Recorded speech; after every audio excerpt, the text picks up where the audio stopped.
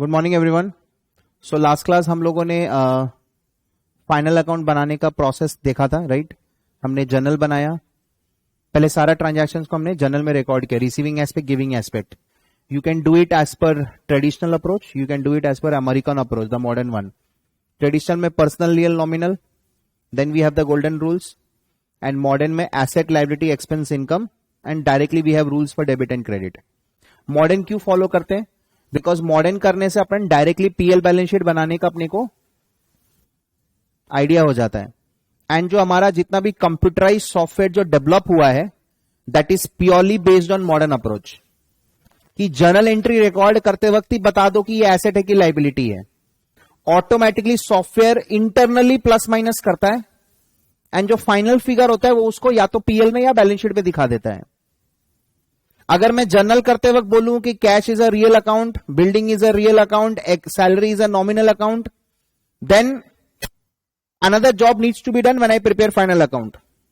Usually nominal account में जो होते हैं वो एक्सपेंस, इनकम होते हैं।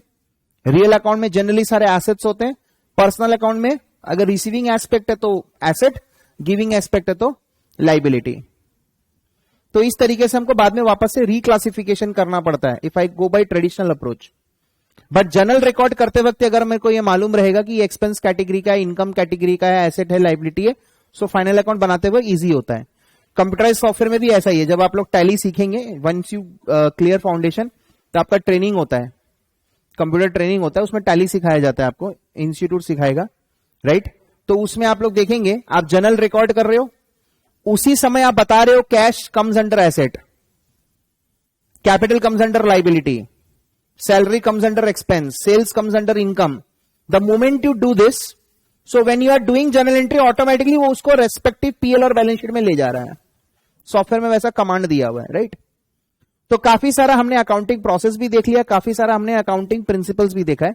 There are few principles left here and there that we are going to do right now.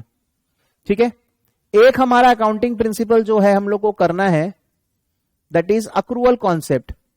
This is quite similar to what we have done in matching principle, right? Now accrual concept क्या बोलता है? Accrual concept is very simple. हम लोग matching में क्या कर रहे हैं? परचेज को मैच कर रहे हैं वॉल्यूम के साथ, राइट? सैलरी को मैच कर रहे हैं टाइम के साथ, और कॉस्ट ऑफ द एसेट को अपन स्प्रेड कर रहे हैं over the life of asset. Matching principal क्या बोलता है? What is matching principal?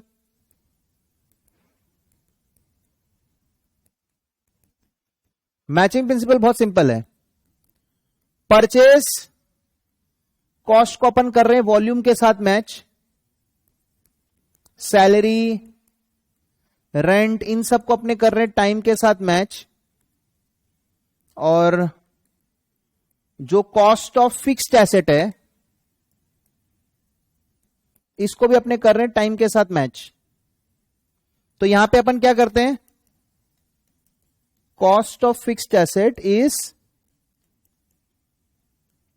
spread over the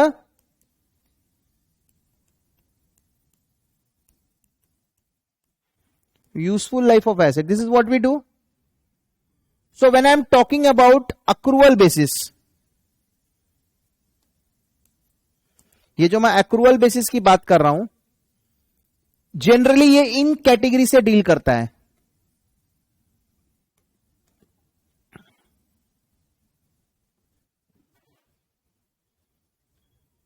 When I am matching it with time, so there might be a case it's underpaid. There might be a case it's overpaid. So in such situations, what should I do now?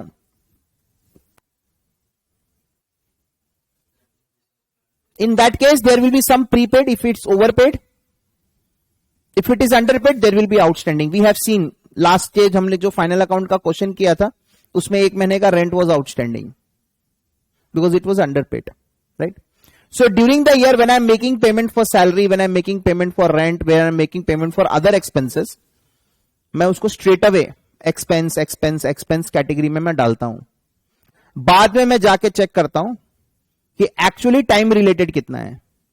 कहने का मतलब है बहुत simple है, benefit derived in an accounting period is expense, right? It does not matter whether paid or payable. फर्क नहीं पड़ता पैसे दिए हों या नहीं. It does not matter whether paid और पेएबल. जो भी बेनिफिट हम अकाउंटिंग पीरियड में डिराइव करेंगे वो हमारे लिए एक्सपेंस माना जाएगा, राइट? अगर मैंने इस प्रेमाइसेस को यूज किया 12 महीना तो मेरा 12 महीने का खर्चा ultimately profit and loss account में आएगा. पेमेंट मैंने ड्यूरिंग द ईयर जैसे जैसे मैं पेमेंट करते जाता हूं मैं उसको expense expense expense expense expense expense दिखाते जाता हूं. साल के अंत में यह चीज पॉसिबल है. तो अक्रूअल कॉन्सेप्ट आप ड्यूरिंग द ईयर नहीं लगा सकते, आपको एंड ऑफ द ईयर ही लगाना पड़ेगा, right? Similarly benefit provided in an accounting period is income. It does not matter whether received or receivable. ये दो बातें आपको याद रखनी है.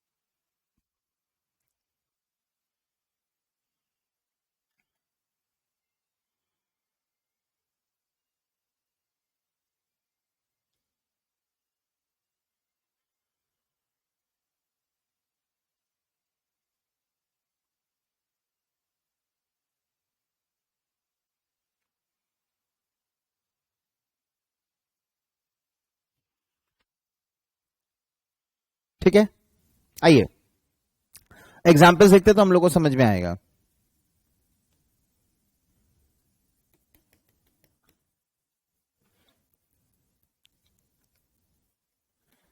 Rent paid during the year 44,000. ठीक है, रेंट पर मंथ 4,000.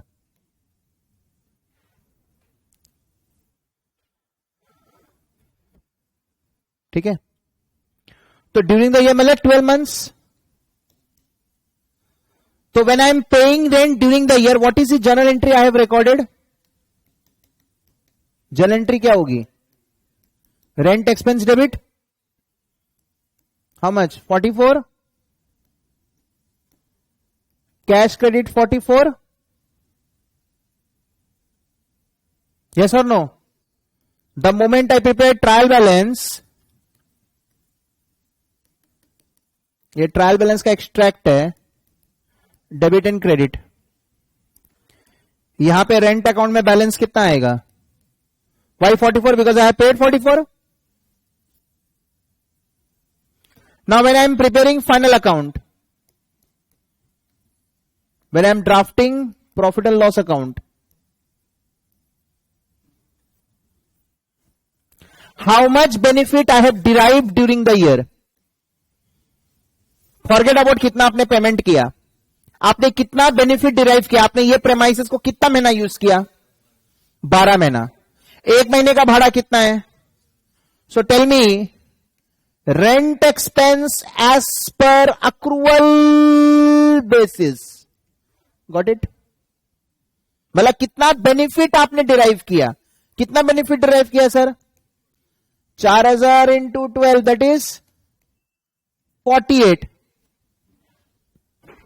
इसका मतलब आपका ये ज्यादा पेमेंट किया हुआ है कि कम पेमेंट किया हुआ है? कम किया हुआ है। तो नीचे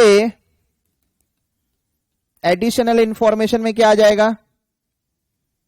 बोलो, आउटस्टैंडिंग रेंट आ जाएगा ना। तो एग्जाम में जो एडजस्टमेंट हमको दे देता है उसको निकालना भी हमको आना चाहिए ना। इस तरीके से ये लोग एडजस्टमेंट निकाल के देता है। यही काम मैंने तुमको खुद करके दिखाया है। उसके लिए तुम्हारे लिए ये इंफॉर्मेशन बहुत रेलिवेंट है कि हर महीने का खर्चा कितना है। अगर तुमको यही नहीं मालूम रहेगा तो तुम ये फिगर नहीं आ पाएगा। ये नहीं आ पाएगा तो तुम इसके साथ कंपेयर नहीं कर पाएगा। This is paid and this is benefit derived, this is BD. दोनों को कंपेयर करके समझ में आएगा ज्यादा दिया है कि कम दिया है। कम दिया है तो आउटस्टैंडिंग। तो यहां पे रेंट कितना आएगा? 44, लेकिन अल्टीमेटली आएगा 48। तो प्लस करने से 48 होगा ना, इसलिए आउटस्टैंडिंग ऐड होता है। तो ऐड होगा कि लेस होगा, ये रट्टा मारने का दरकार नहीं है, ये कॉमन सेंस से डेवलप होता है 44, I have to make it 48, तो ऐड करके ही ना होगा, इसलिए सब कोई बोलता है आउटस्टैंडिंग ऐड होगा, आउटस्टैंडिंग ऐड होगा। ऐसे लॉजिक वाइज यही है। इसका सेकेंड इफेक्ट क्या आएगा? बैलेंस शीट में आई हैव लाइबिलिटी साइड में व्हाट? 4000। अदर आइटम्स भी रहेगा।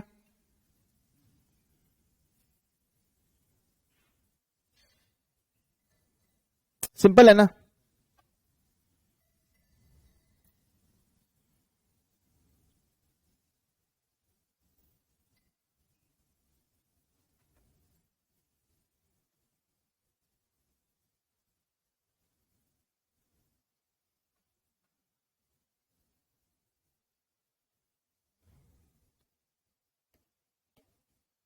मूविंग अहेड, अनदर एग्जांपल,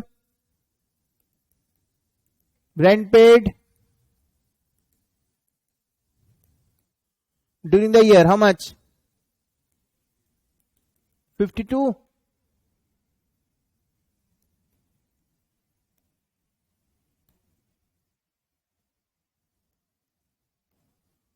ठीक है, बताइए जनरल एंट्री बताइए। जनरल एंट्री मतलब during the year.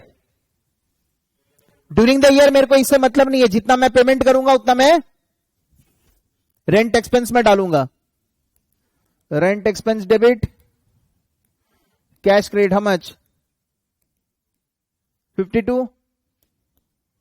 Trial balance में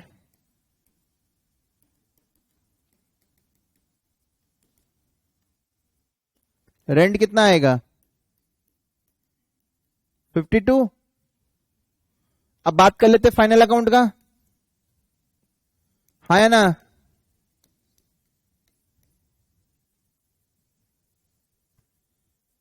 राइट।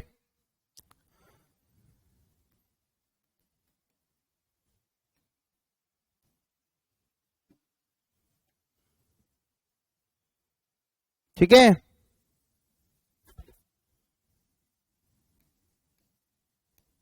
बताओ।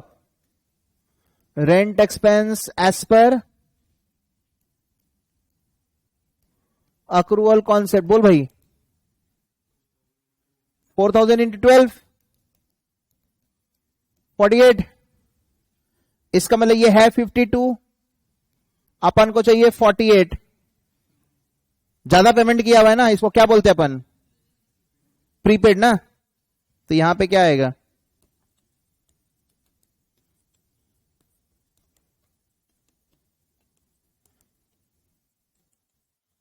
प्रीपेड रेंट 4000, तो यहां पे लेस करने से 48 होगा ना। ये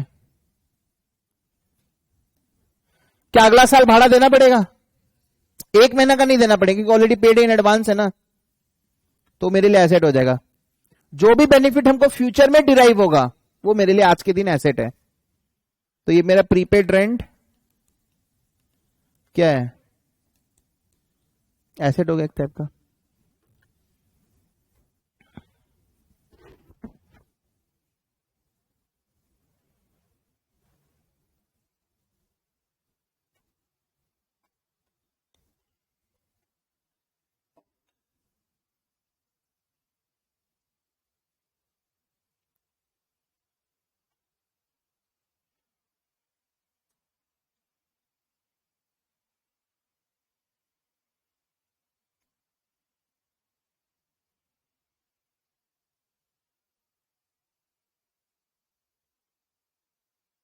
ठीक है, और एग्जाम्पल कराता हूं।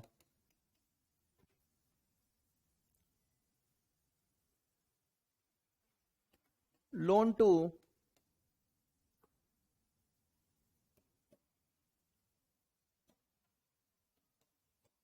Sharma at the rate 12% per annum on 1st March 2023। ठीक है, अच्छा, अकाउंटिंग पीरियड है 2023। जब ऐसे लिखा रहेगा मतलब जैन से दिसंबर, अगर लिखा रहेगा 23-24 मतलब 23 का अप्रैल से लेके 24 का मार्च तक, समझ गया। एनीवे लोन दिया हुआ है, अच्छा,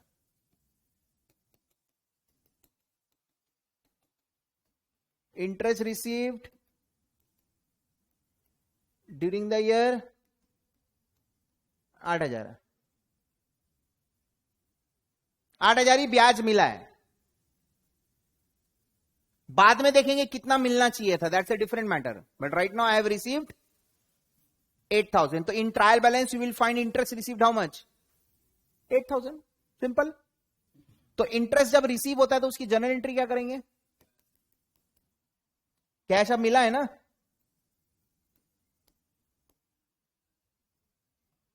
cash debit, interest received income credit,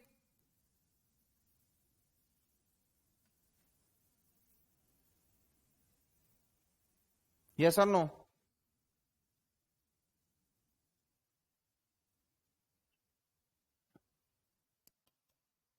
trial balance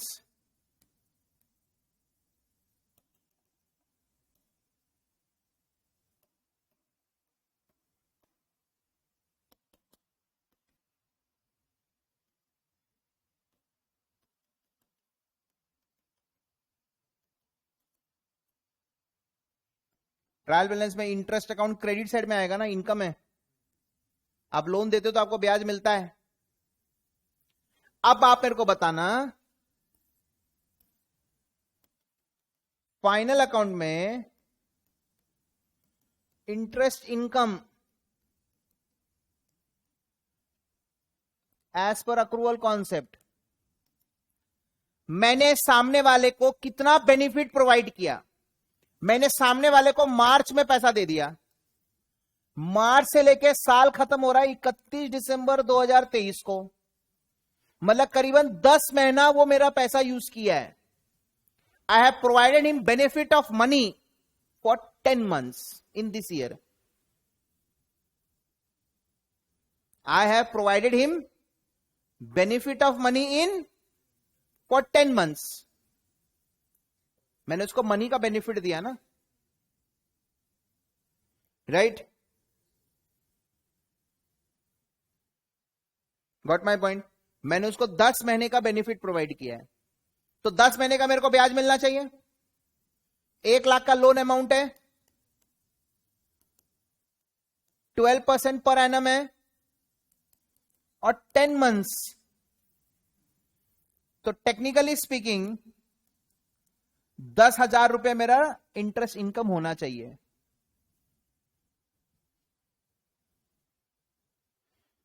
ये दिया हुआ रहेगा एग्जाम में, तुमको इससे फाइंड आउट करना है। ये वाला इंफॉर्मेशन से तुमको फाइंड आउट करना है। तो कम मिला ना ब्याज, तो इनकम अगर कम मिला है, अर्नड बट नॉट रिसीव्ड, इसको क्या बोलते हैं, earned but not received accrued. तो यहां पे एडिशनल इंफॉर्मेशन में अर्नड बट नॉट रिसीव्ड इसको बोलेंगे हम लोग एक्रूड इंटरेस्ट। क्या बोलेंगे इसको, कितना, 2,000। So now profit and loss account credit side, interest कितना 8, लेकिन इनकम कितना है, तो 8 से 10 कैसे आएगा, ऐड करके आएगा।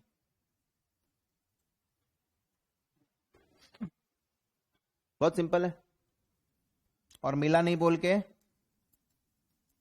बैलेंस शीट में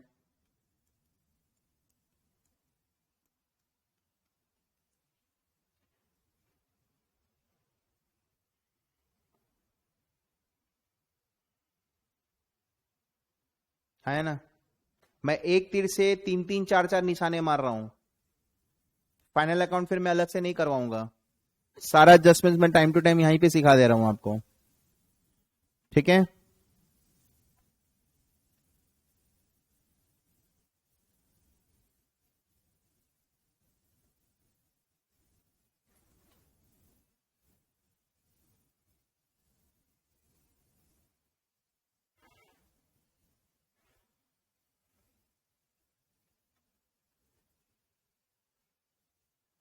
बड़े आगे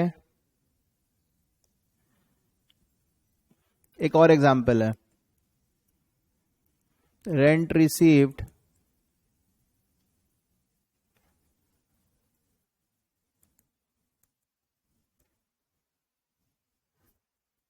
ड्यूरिंग द ईयर, ठीक है।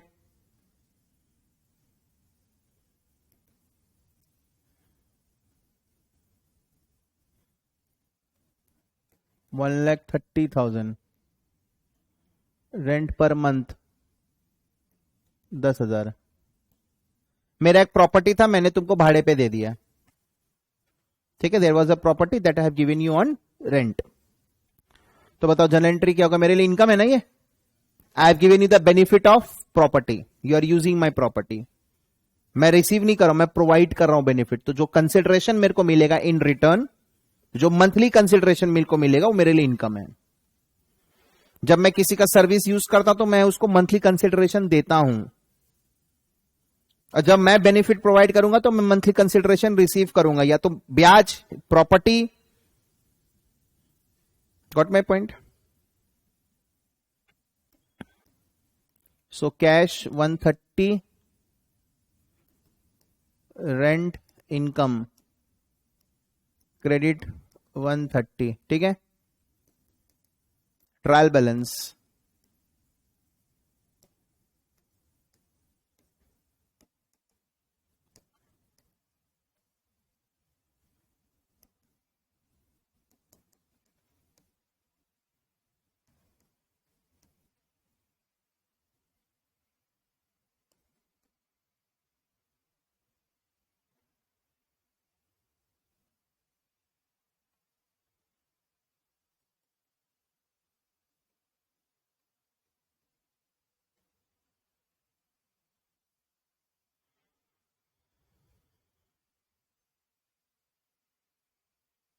एडिशनल इंफॉर्मेशन, ठीक है।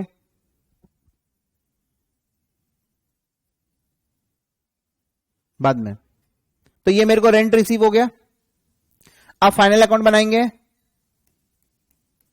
रेंट इनकम एज पर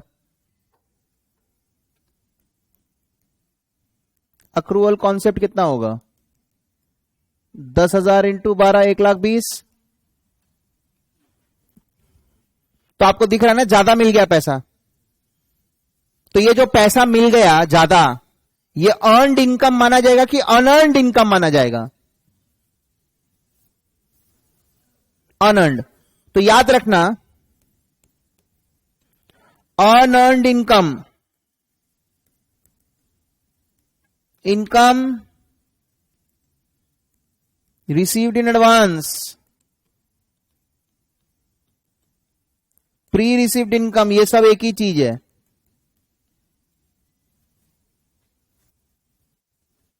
अगर कोई बोलेगा unearned income, unexpired expenses prepaid, benefit not derived. Unearned income मतलब हमने बेनिफिट प्रोवाइड नहीं किया, पैसे मुझे पहले मिल गए। जैसे जब आप लोग स्टार्टिंग में फीस दिया ना, दैट्स वाज अनअर्नड, हालांकि fees paid is not refundable, that's a different matter, but technically speaking that is unearned for us. जैसे जैसे टाइम बीतता जाता है वो हम लोग उसको अनअर्न्ड से उसको अर्न्ड कैटेगरी में डालते हैं. Got my point? तो ये हमारे लिए अनअर्न्ड है अभी. As per accrual concept this is 120, right? So अगर हम लोग प्रॉफिट एंड लॉस बनाएंगे, सो रेंट इनकम कितना आएगा? 130 है, बट अल्टीमेटली अपन को क्या दिखाना है? 120 लेस करके ही ना आएगा.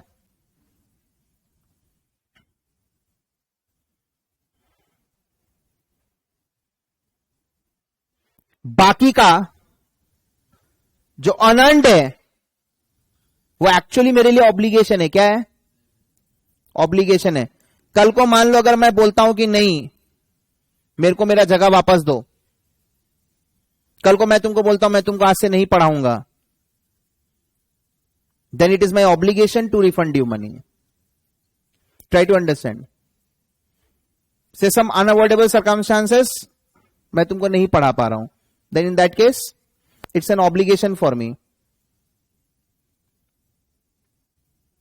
तो मेरे को पैसा मिल गया है बट मैंने बेनिफिट प्रोवाइड नहीं किया है, so that's an obligation, right? तो ये मेरा लाइबिलिटी में आएगा.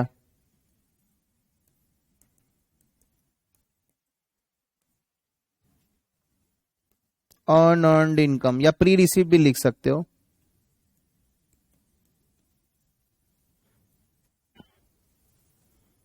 तो आज अगर ये एक्रूअल बेसिस नहीं होता ना,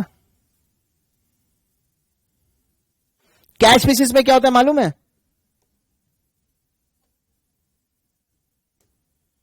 अगर मैं कैश, दो बेसिस ऑफ अकाउंटिंग होते हैं, कैश बेसिस और एक होता है एक्रूअल बेसिस. कैश बेसिस में क्या होता है मालूम है? जो भी मैंने पेमेंट किया ना,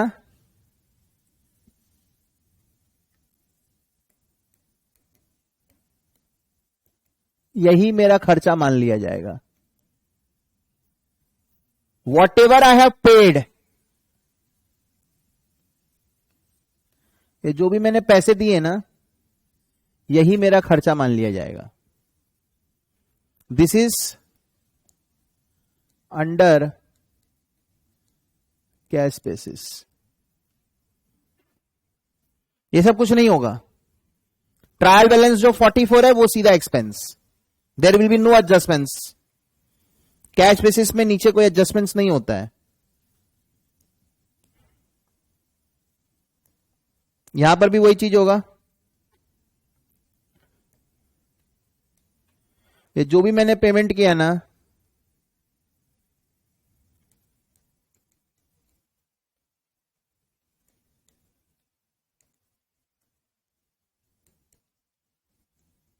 इट डज नॉट मैटर ज्यादा दिया है कि कम दिया है. We are not going to match it with time, no matching. यहां पर भी ये जो है ना,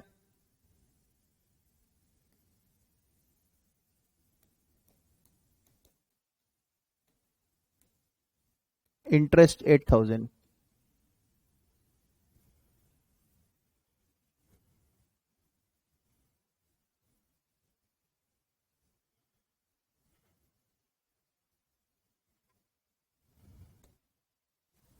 यहां पे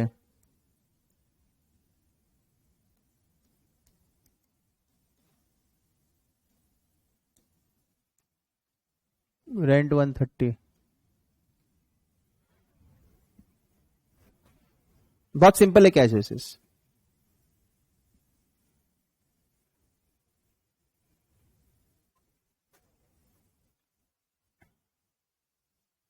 ठीक है. अभी मैं आपको एग्जांपल देता हूं. सपोज करो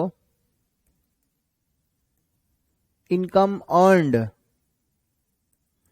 60,000 है, out of which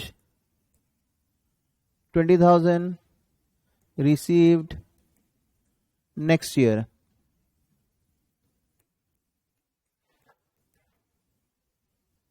Expenses paid 25. Outstanding expense 15,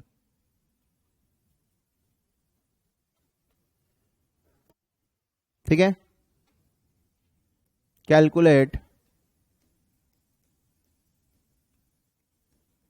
income under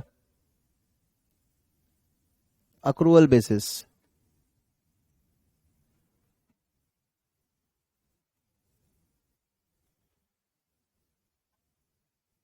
ठीक है। Calculate income under accrual basis करो, निकालो।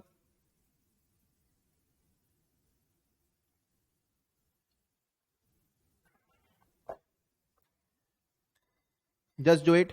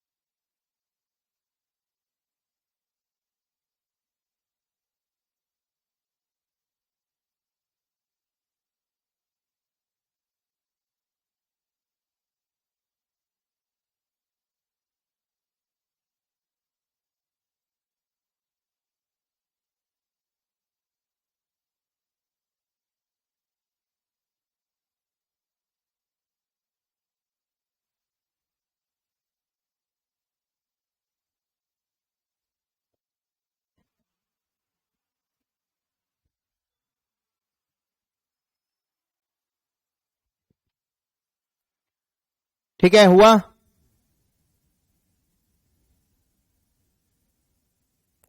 तो अभी मेरे को इनकम कितना लेना है? अगर मैं करेंट ईयर की बात करूं, इनकम अर्नड कितना है? 60 है, 20 नहीं मिला, मतलब ये एक्रूड है ना। जो नहीं मिला वो कितना है? तो अर्नड, टोटल अर्नड दे दिया 60, उसमें से 20 ने, तो फर्क नहीं पड़ता, अर्न दे दिया ना। ऐसा थोड़ी बोला इनकम रिसीव्ड एंड इतना नॉट रिसीव्ड, ऐसे नहीं बोला ना, इनकम अर्न 60 बोल रहा है, राइट, इनकम अर्न 60 बोल रहा है, उसमें से 20 रिसीव नहीं, वो ऑलरेडी इसमें इंक्लूडेड है, लैंग्वेज पढ़ो, इनकम अर्न 60 बोल रहा है,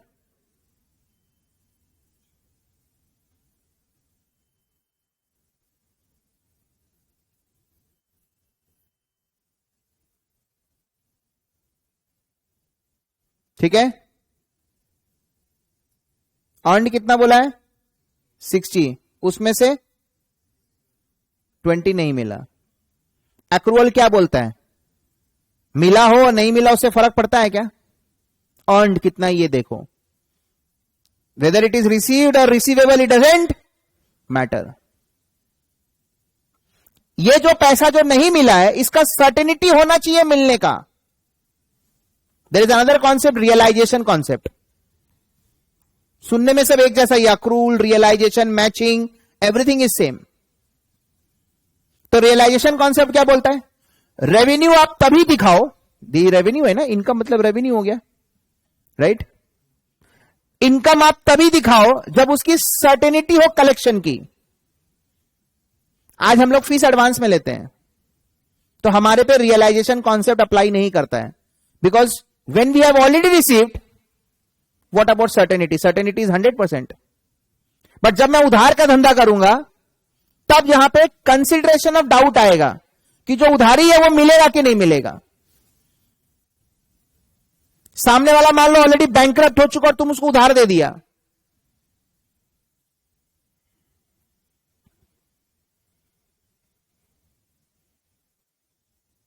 सामने वाला बैंकरप्ट होगा, तुम उसको उधार दे दिया, तो क्या होगा, तब सर्टेनिटी ऑफ कलेक्शन नहीं है ना, तो आप उसको रेवेन्यू नहीं दिखा सकते। अर्न्ड ये मिलेगा बट इसका सर्टेनिटी भी होना चाहिए मिलने का, right, check certainty of collection. खाली मैंने सर्विस प्रोवाइड कर दिया, मेरे लिए income as per accrual, but यहां पे कहीं ना कहीं कॉन्फ्लिक्ट है रियलाइजेशन कॉन्सेप्ट के साथ। रियलाइजेशन कॉन्सेप्ट क्या बोलता है,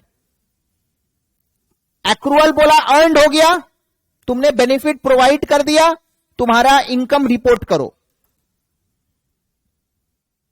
मैंने सर्विस प्रोवाइड कर दी तो मेरा लिए इनकम अर्न्ड हो गया, 60,000 का इनकम मेरा अर्न्ड हो गया, उसकी मिलने की संभावना है, हां, मिलने की संभावना पे accrual is silent. Accrual simple बोलता है रिसीव्ड और receivable. Now you need to check whether that receivable is okay और नॉट। सर्टेनिटी ऑफ कलेक्शन क्या है, यस सर होगा, पैसा मिलेगा, 2 महीना का उधारी है, इज वेल ऑफ। एक्यूरेटली तो तुम नहीं बता सकते ना 2 महीना बाद क्या होगा, but as of today is good, good to go, right. So accrual and realisation,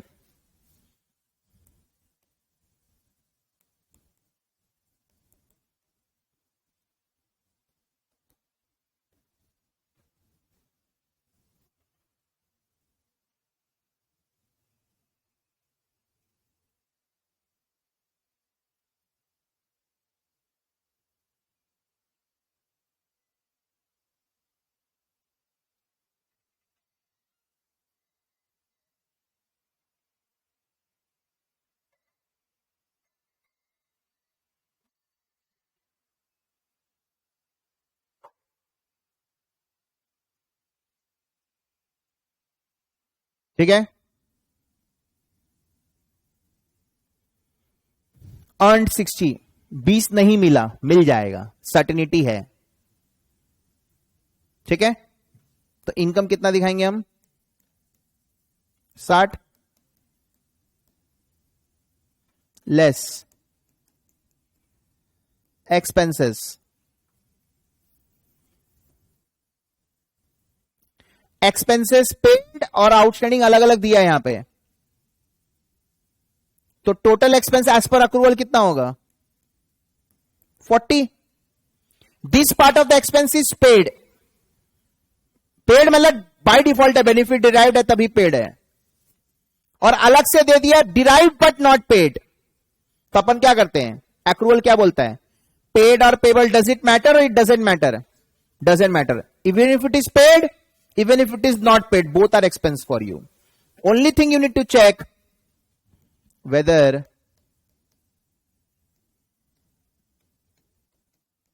benefit is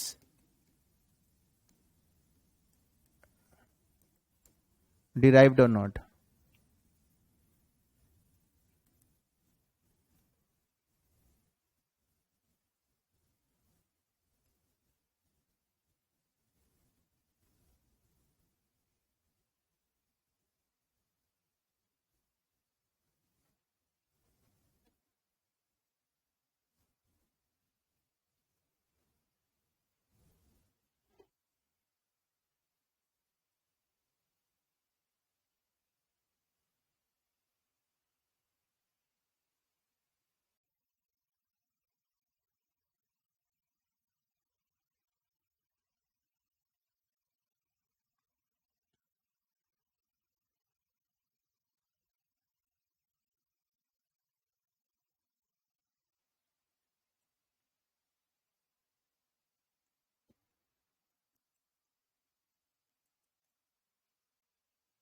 right right? यही अगर मैं कैश बेसिस करूं तो, if I do it as per cash basis, suppose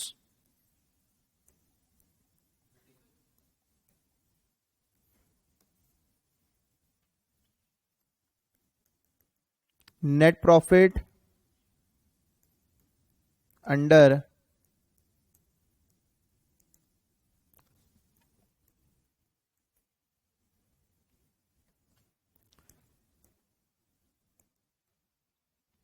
current year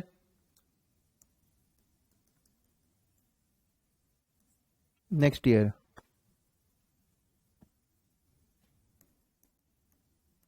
income 60 में से 20 अभी रिसीव नहीं हुआ ना, कितना होगा, कैश बेसिस बोला जो मिला वही इनकम है, जो अगले साल मिलेगा वो अगले साल का इनकम माना जाएगा, इस साल का नहीं। एक्रूअल में नेक्स्ट ईयर इनकम इस कुछ नहीं, इसका कुछ भी पोर्शन नेक्स्ट ईयर नहीं आएगा, लेकिन यहां पे देखो नेक्स्ट ईयर 20,000 जा रहा है। एक्सपेंसेस भी जितना पेड हुआ वही इनकम माना जाएगा, बाकी जो आउटस्टैंडिंग है वो नेक्स्ट ईयर पे होगा, तो नेक्स्ट ईयर।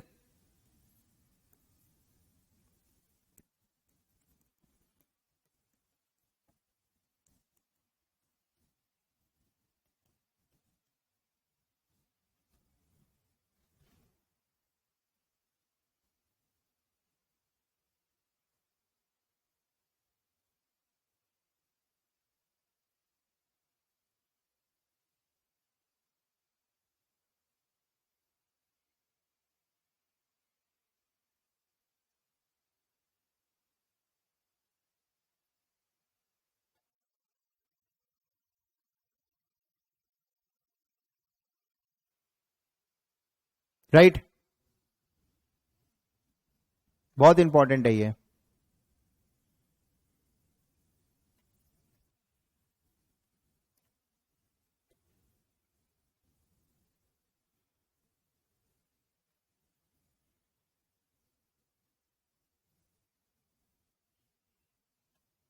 आइए, अभी जो मैंने कराया आपको अक्रूवल बेसिस, इसका बहुत ज्यादा यूसेज 2-3 टॉपिक्स में आने वाला है जो आपके करिकुलम में है। जैसे कि अगर मैं बात करूं final account, right, then we have not for profit organizations, then we have accounting from incomplete record. तो कुछ कुछ चैप्टर्स ऐसे हैं जिसमें इन चीजों का उपयोग बहुत ज्यादा है, जैसे मैं कुछ कुछ आपको अभी दिखाऊंगा, राइट। एग्जाम में एक चीज और आता है, आपको कैश बेसिस का फिगर दे देगा and you have to convert that figure into accrual basis. This reconciliation also comes. Sir ऐसा क्यों? क्योंकि अक्रूवल बेसिस जो होता है ना, वो बिजनेसमैन, बड़े बड़े मल्टीनेशनल कंपनीज, ये लोग फॉलो करती है. Doctors, lawyers, engineers, right, they follow cash basis. जैसे डॉक्टर, इंजीनियर, डॉक्टर को क्या मालूम आउटस्टैंडिंग प्रीपेड, उन लोगों को अकाउंटिंग नॉलेज नहीं है. अच्छा एक चीज और बताना, आज अगर ये अकाउंटिंग पीरियड ना होता तो आप बता पाते कितना आउटस्टैंडिंग, कितना अक्रूड, कितना प्रीपेड, कितना प्री रिसीव? नहीं. एक टाइम फ्रेम फिक्स्ड है तो आप बता पा रहे हो इसमें इतना बेनिफिट डिराइव हुआ है, मैंने पेमेंट इतना किया, कम किया आउटस्टैंडिंग, ज्यादा दिया प्रीपेड, कम मिला अक्रूड, ज्यादा मिल गया प्री रिसीव्ड. तो अकाउंटिंग फ्रेम अगर नहीं होगा तो आप नहीं बता पाएंगे एक्सपेंस के केस में कि ज्यादा दिया है कि कम दिया है, इनकम के केस में ज्यादा मिला है कि कम मिला है. तो time frame has to be there. So now can I say that periodicity and accrual is side by side? Without periodicity, accrual has no value. Matching concept has no value. Are you getting my point? तो हमारे exam में question आता है cash basis to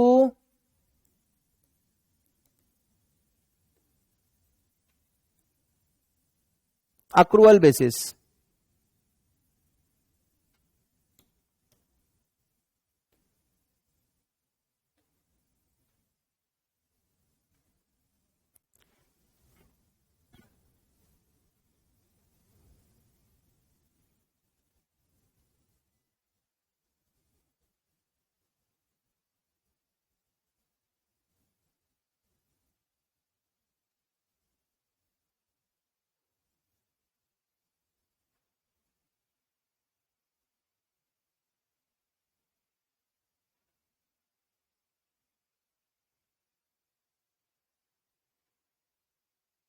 ठीक है, cash basis to accrual basis.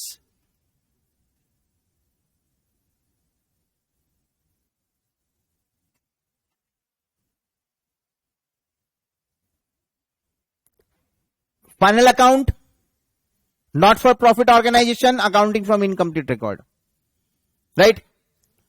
What they will do, suppose करो मैं तुमको एक बात बताता हूं, मेरे ऑर्गेनाइजेशन में बहुत सारे एम्प्लॉय काम करते हैं, कोई मेरे से एडवांस मांग लेगा, किसी का पैसा मैं थोड़ा लेट से दूंगा, हो सकता है ना. So at the same point of time I might have prepaid, I might have outstanding. Possible है.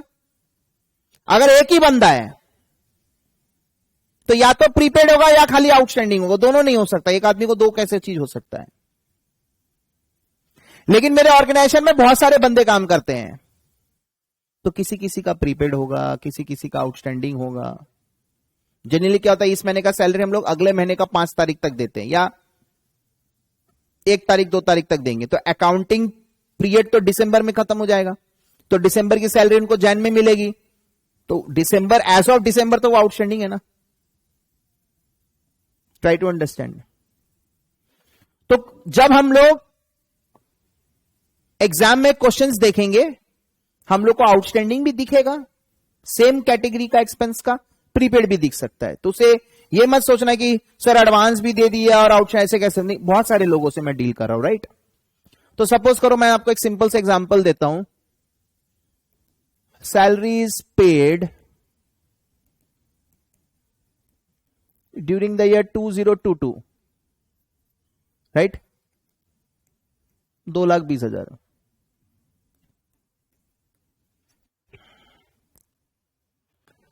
At year end it was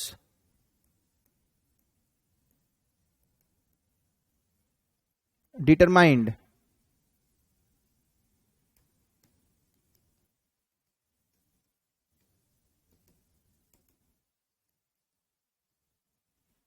prepaid salary 15,000,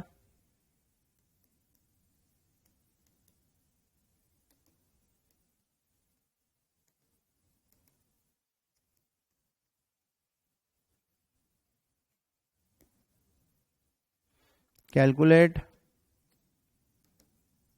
salaries expense as per accrual basis. Clear है? एकदम simple है, इससे आसान कुछ नहीं हो सकता। अगर मैं कैश बेसिस ऑफ अकाउंटिंग फॉलो कर रहा हूं, if I am a professional, मैंने बताया ना, अक्रूवल बेसिस कौन फॉलो करता है? बिजनेस। और cash basis professionals.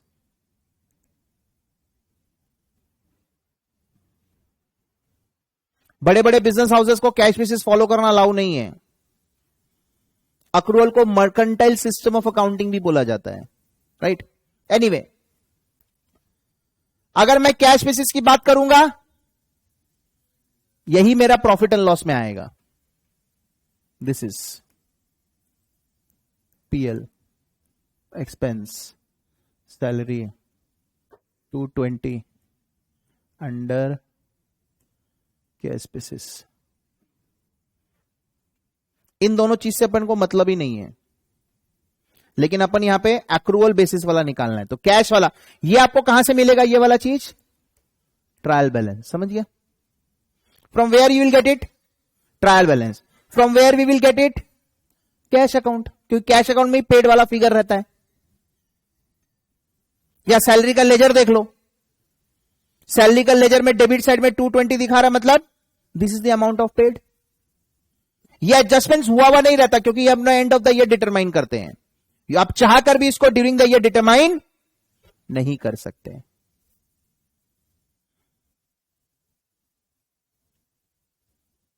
Right?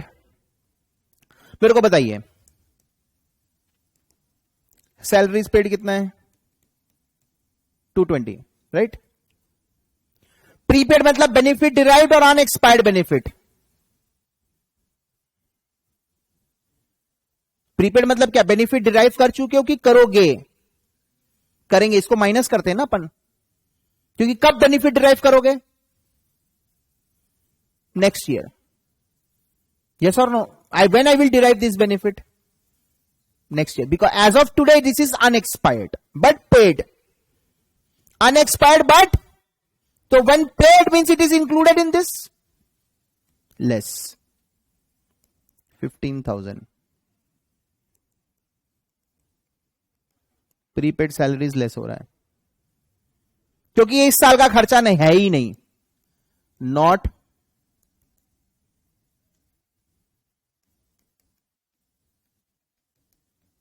an expense for 2022.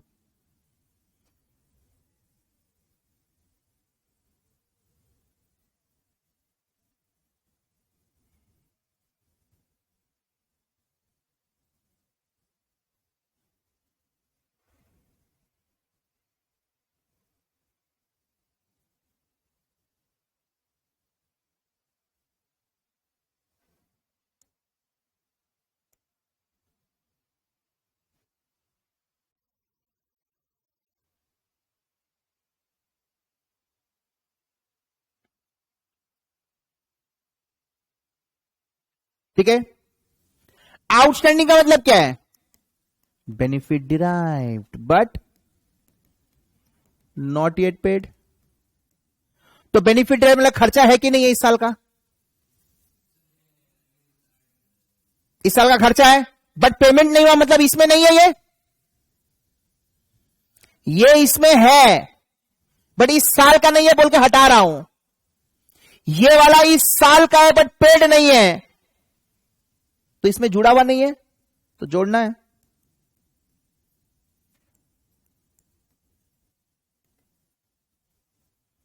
है ना? कितना आ रहा है?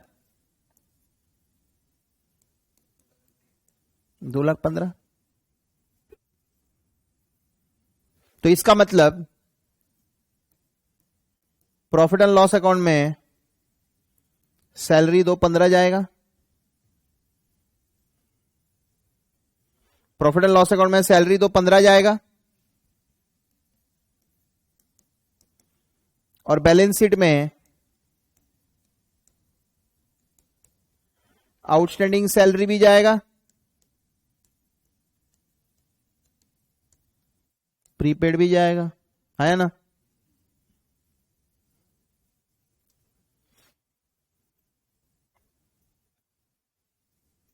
सर ये इस साल का खर्चा ही नहीं है, हटा दिया इसको, राइट। पेड था मतलब इसमें है, रिमूव्ड, ये अनपेड है लेकिन इसको लेना है ऐड। और देखो आपने प्रीपेड को लेस किया था, आउटस्टैंडिंग प्लस हुआ था। अभी गेम खत्म नहीं हुआ है, this is one of the simplest. अब अगले साल क्या होगा, ये तो बहुत सिंपल था। What will happen next year, next year में याद रखना ये दो बैलेंस भी कैरी फॉरवर्ड होगा, राइट। चलते हैं। सो ये कंटिन्यू हो रहा है।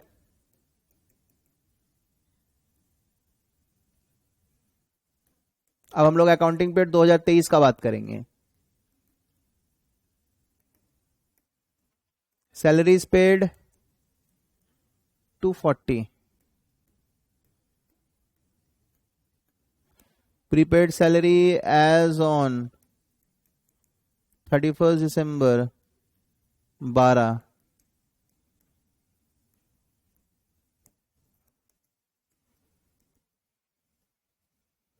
राइट। सैलरी पेज 240 है। कैलकुलेट सैलरीज एक्सपेंस,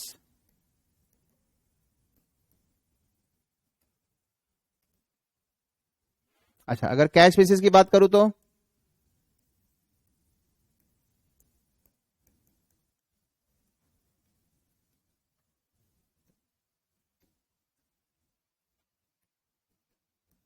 बहुत सिंपल है, कुछ करना ही नहीं है,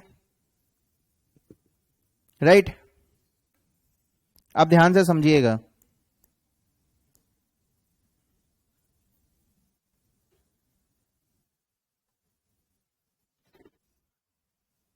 right. Very carefully you have to see this, एकदम अच्छे से समझना है। पहला बात, सैलरीज पेड कितना है, 240।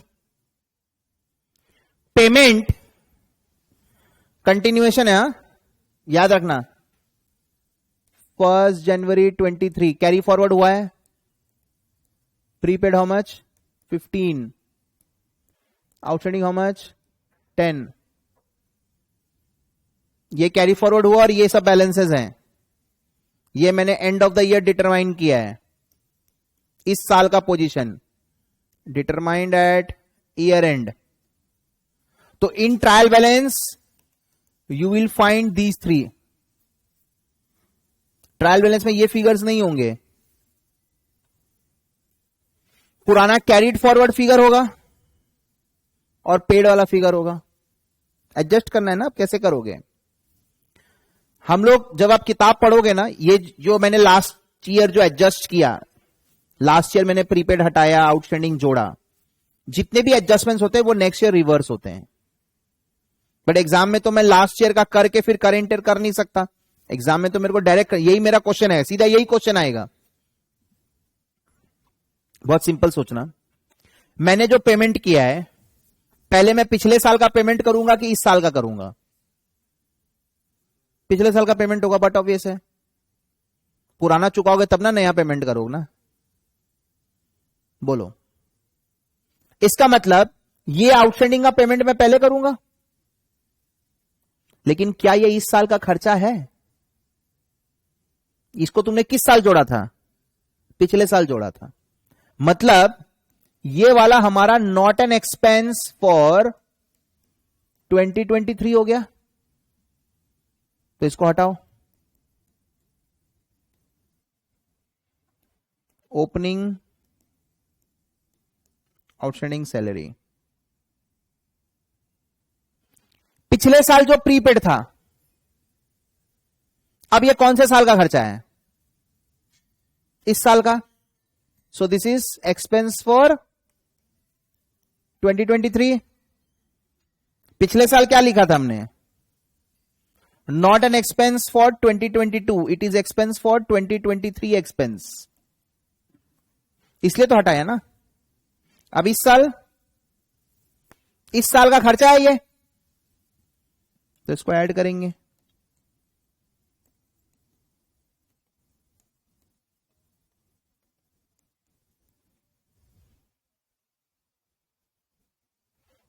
भैया अक्रूवल बेसिस निकाल रहे हो ना, हमेशा benefit derived point of view से सोचो, हमेशा। Prepaid salary benefit not derive, benefit not derive, not derive, not derived current year, हटा दो। आउटस्टैंडिंग इस साल बेनिफिट डिराइव के ले लो, पेमेंट क्या हुआ से फर्क नहीं पड़ता, पेड दिया है ना, पेड से अक्रूवल में आना है, यही लॉजिक लगाना है। बेनिफिट डिराइव हुआ है कि नहीं हुआ है, इस साल का खर्चा है कि नहीं है, इस साल का खर्चा है तो एक्सपेंस, इस साल का खर्चा नहीं है not an expense. Not an expense मतलब हटाओ, है मतलब लो, राइट। प्रीपेड सैलरी इस साल का खर्चा है, नहीं, हटा दिया। आउटस्टैंडिंग इस साल का है, ले लिया। अब इस साल की बात करते हैं। पिछले साल का प्रीपेड, क्या वो इस साल का खर्चा है? Definitely yes. पिछले साल का प्रीपेड तो इस साल का प्रीपेड थोड़ी होगा। ये जो प्रीपेड है ये पिछले साल प्रीपेड था, इस साल पेड तो पहले ही हो चुका है, तभी ना एसेट दिखाया। पिछले साल का जो प्रीपेड था क्या वो इस साल का खर्चा है, हां या ना? इसलिए उसको लेंगे ना, जोड़ेंगे। पिछले साल का आउटस्टैंडिंग का पेमेंट हमने किया है, क्या वो इस साल का खर्चा है, इसलिए उसको हटाया है। इस साल का प्रीपेड, क्या ये इस साल का खर्चा है? इस साल का प्रीपेड अगले साल, तो ये नॉट एन एक्सपेंस फॉर 2023। 2024 में ये एक्सपेंस माना जाएगा, जैसे 2022 वाला प्रीपेड इस साल एक्सपेंस माना जा रहा है, राइट।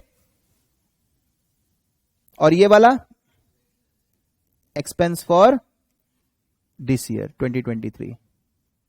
तो 12,000 को लेस करना है, क्लोजिंग प्रीपेड, और 9,000 को ऐड करना है।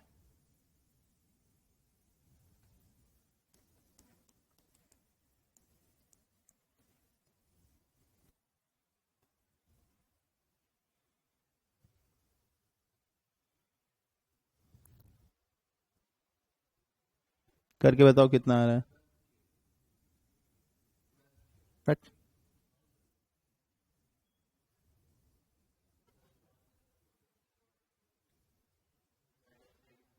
238 नहीं, 242 होगा।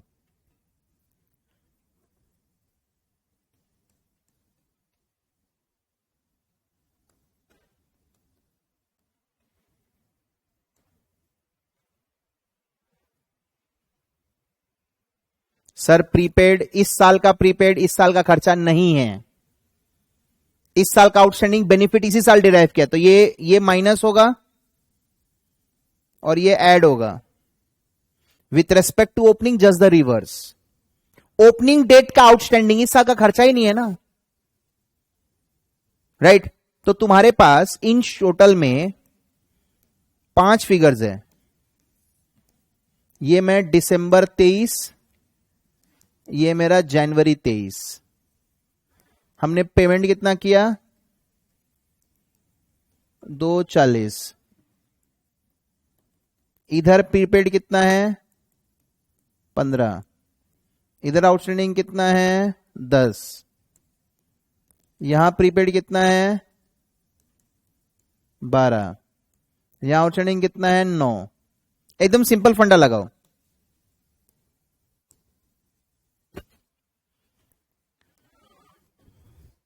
क्लोजिंग डेट वाला प्रीपेड कौन से साल का खर्चा है?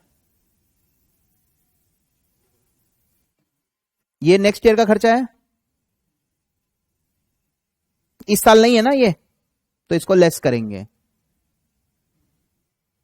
आउटस्टैंडिंग क्लोजिंग डेट का कौन से साल का खर्चा है? इस साल का।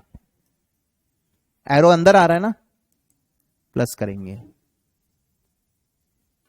ओपनिंग डेट का आउटस्टैंडिंग मतलब कौन से साल का खर्चा है ये, लेस होगा। लास्ट ईयर प्रीपेड था, खर्चा है इस साल का। देख लो, जो एरो अंदर है वो प्लस है, जो एरो बाहर है वो माइनस है। एकदम सिंपल लॉजिक है। तुमको खाली बेनिफिट डिराइव्ड लेना है, cash to accrual, benefit derived. Last year का prepaid, last year benefit was not derived, it will be derived this year plus. Outstanding पिछले साल का, पिछले साल बेनिफिट डिराइव्ड। आउटस्टैंडिंग हमेशा पास्ट के तरफ मूव करता है, तो ओपनिंग डेट का past last year, closing date का past is current year. Prepaid हमेशा फ्यूचर में जाता है, ओपनिंग डेट का prepaid future is current, closing date का फ्यूचर इज नेक्स्ट ईयर।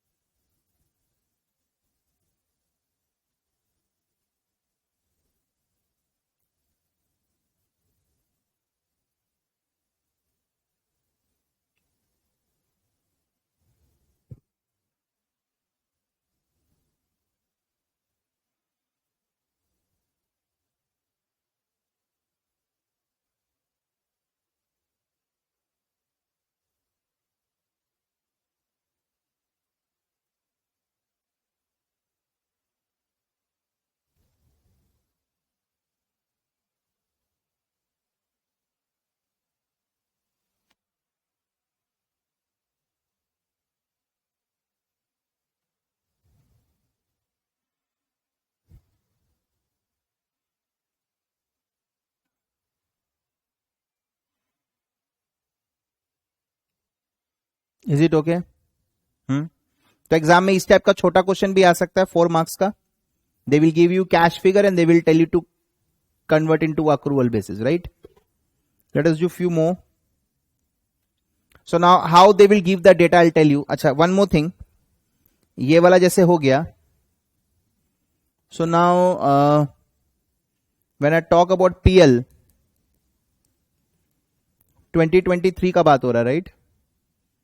तो पीएल में salary will be 242, this figure accrual basis वाला।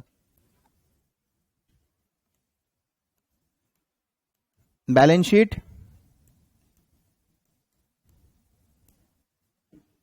ये तो रिवर्स हो गया ना।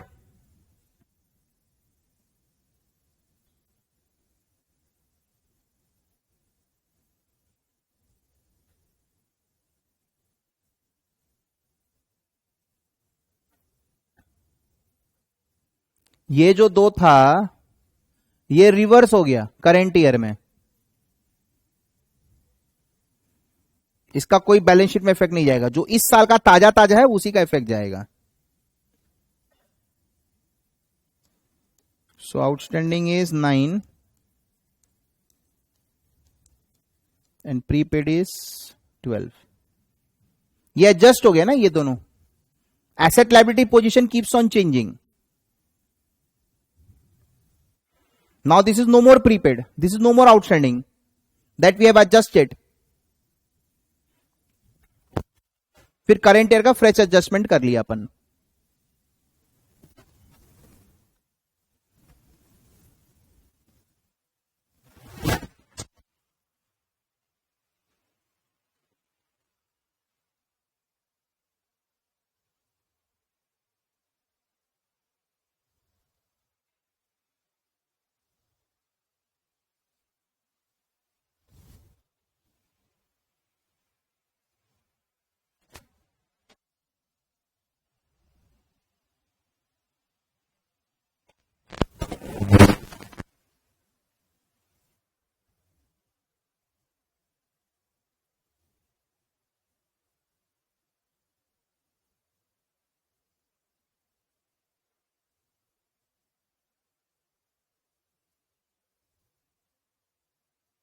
ठीक है, आइए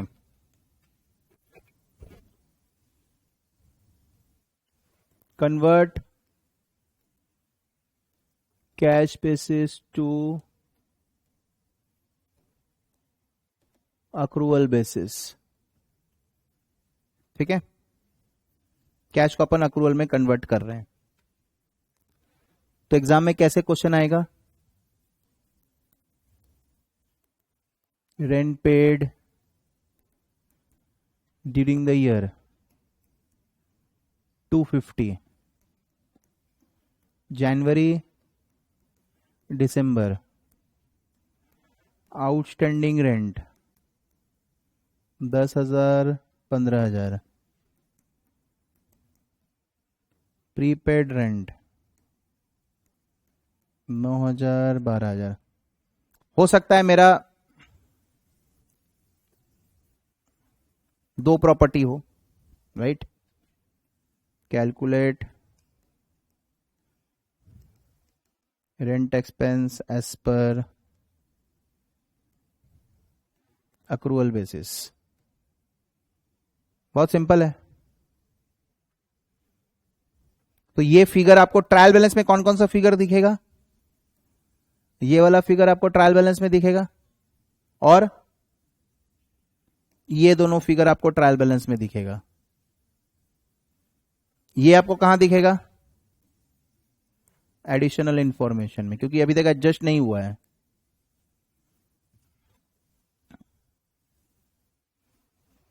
राइट? ये आपको ओपनिंग बैलेंस शीट में भी दिखेगा।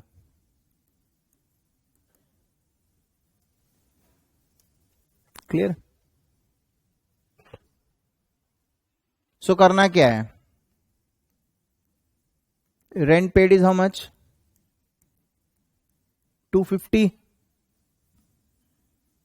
राइट? चलो अब लॉजिक लगाते हैं। ओपनिंग डेट का आउटस्टैंडिंग, ओपनिंग डेट का जो आउटस्टैंडिंग है, इसका बेनिफिट तुमने कब डिराइव किया? पिछले साल डिराइव किया, तभी ना वो आज के दिन आउटस्टैंडिंग है, पास्ट। तो ये लेस होगा।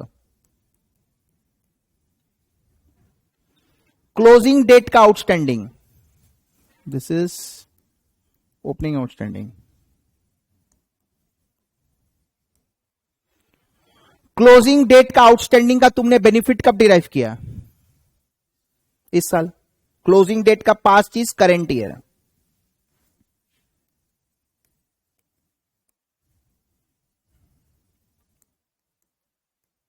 ठीक है, आउटस्टैंडिंग हो गया।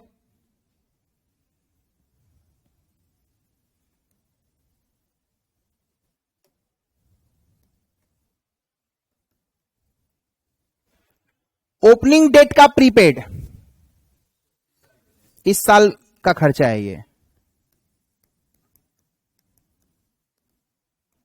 +9।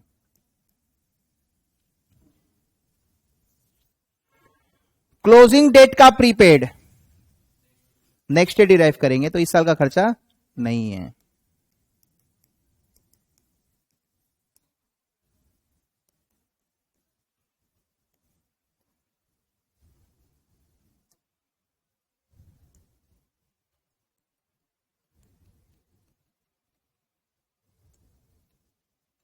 कितना?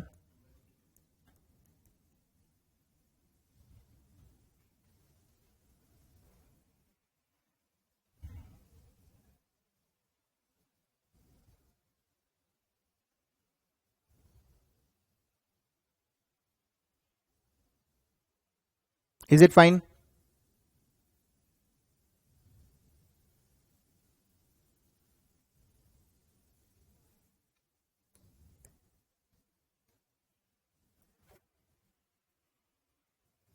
ठीक है, एक तो हम लोग इनकम का भी कर लेते हैं।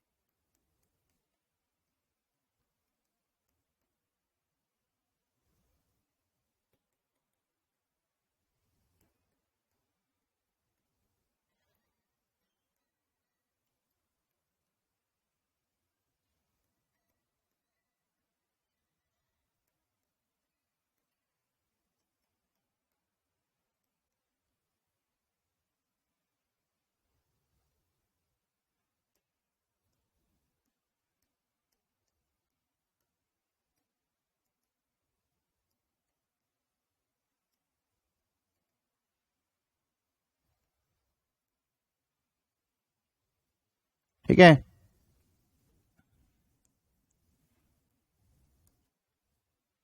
तो इसमें इनकम रिसीव्ड कितना है कैश बेसिस वाला? 1,98,000। ठीक है। ओपनिंग डेट का एक्रूड, एक्रूड मतलब क्या? Earned but not received. तो ओपनिंग डेट में तुम अर्नड बोल रहे हो, तो कब अर्न किया? पिछले साल। एक्रूड मतलब क्या होता है? Earned but not received. तो ओपनिंग डेट में तुम अर्नड बोल रहे हो मतलब पिछले साल अर्न किया होगा, बट ऑब्वियस है, तो ये वाला लेस होगा। सेम आउटस्टैंडिंग का कॉन्सेप्ट ही है, जो इस साल अर्न करेंगे वही लेंगे। Opening accrued. क्लोजिंग डेट में एक्रूड, इस साल अर्न किया।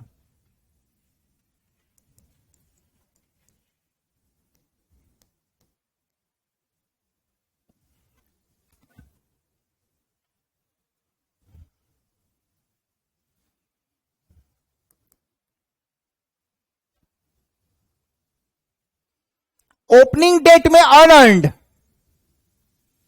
मतलब पैसा पहले मिल गया था। अनअर्न्ड मतलब क्या? Received but service not provided. तो ओपनिंग डेट में मिल गया था मतलब पहले मिल गया था। इस साल हमने सर्विस दिया, डिराइव नहीं, इनकम है ना। इस साल हम लोग सर्विस देंगे तब जाके ये हमारा अर्नड बनेगा। तो ओपनिंग डेट का अर्नड मतलब इस साल अर्नड बन जाएगा। ओपनिंग अनअर्न्ड, तो ये प्लस होगा 17,000। और क्लोजिंग डेट का अनअर्न्ड मतलब अगले साल अर्न होगा, तो उसको हटाएंगे।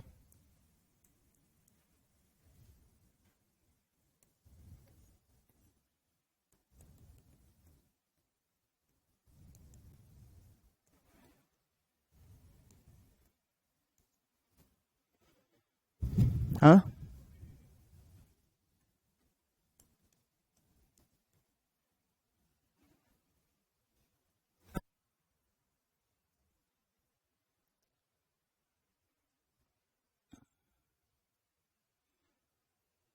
ठीक है।